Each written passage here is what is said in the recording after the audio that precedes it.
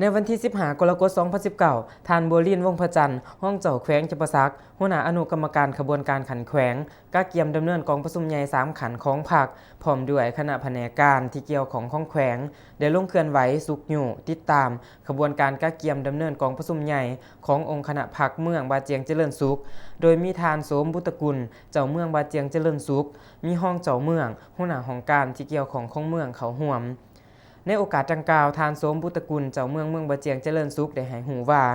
ขบวนการก้าเกียมให้แก่การดำเนินกองประชุมใหญ่ขององค์คณะพรรคเมืองบาเจียงเจริญสุ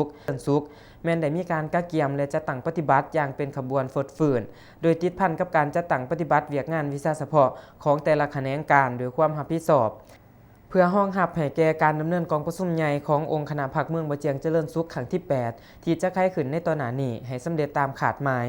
มาหอดปัจจุบันได้สำเร็จการถาบถามบุคลากรเขาในโครงประกอบองค์คณะพรรคเมืองหอบที่1และหอบที่2พร้อมเดียวกันนั้นก็ยังอยู่แห่งขบวนการป้องกันศาสตร์ป้องกันความสงบความเป็นระเบียบเรียบร้อยของสำนักงานกลุ่มบ้านเฮ็ดให้ทั่วเมืองมีความสงบสุข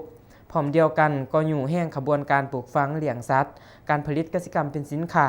ก็ได้รับการสุขอยู่ส่งเสริมเพื่อแก้ไขชีวิตการเป็นอยู่ของพ่อแม่ประชาชนให้ดีขึ้นในโอกาสเดียวกันท่านบัวลิน วงศ์พระจันทร์ห้องเจ้าแขวงจำปาสักยังได้เน้นให้คณะพรรคเมืองได้เอาใจใส่เติมในการสุขอยู่แห่งขบวนการศิลปะกีฬาขบวนการปลูกฝังเลี้ยงสัตว์ขบวนการรักษาความสงบความเป็นระเบียบเรียบร้อยแก้ไขปรากฏการณ์ย่อถอต่างๆเพื่อแน่ใจเฮ็ดให้การก้าเกียมการดำเนินกองประชุมใหญ่ขององค์คณะพรรคเมืองบาเจียงเจริญสุขครั้งที่8ได้ไขขึ้นด้วยผลสำเร็จตามขาดหมายที่วางไว้